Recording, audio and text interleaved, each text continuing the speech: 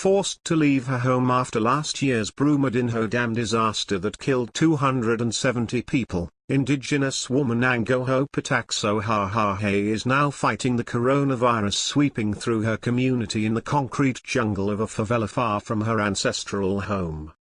Here in the neighborhood there are already 120 cases. If we go on like this, more people from our group will be contaminated, said 53-year-old Angoho, panting for breath as she spoke.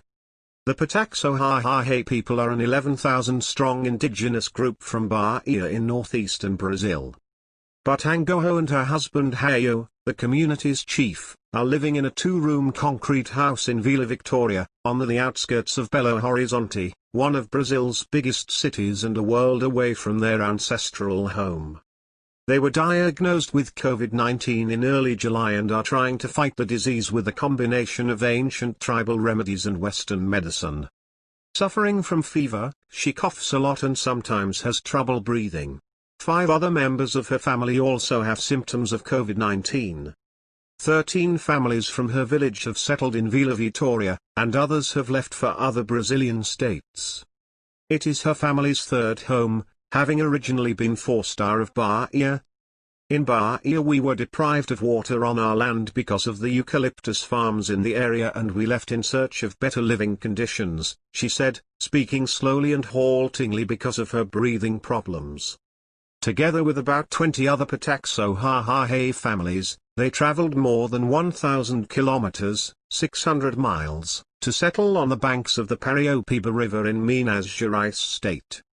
But on January 25, 2019, a massive dam owned by the Vale Mining Company at Brumadinho collapsed, releasing tons of toxic waste into the river, on which the indigenous people depended. The tragedy killed 270 people and swept away the livelihood of hundreds of others. Earlier this year, Angoho and her family decided to move on for Belo Horizonte. We left there because we couldn't take it anymore, the river was dead, we couldn't plant or fish, we were getting sick, said Angoho, who became a prominent critic of the environmental and human tragedy.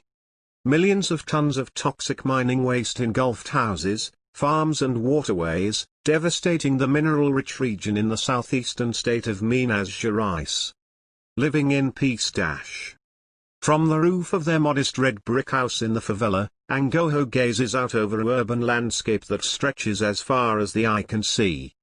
She still wears a majestic traditional tribal headdress of black and white feathers and a yellow protective mask that matches the geometric patterns of her body paint.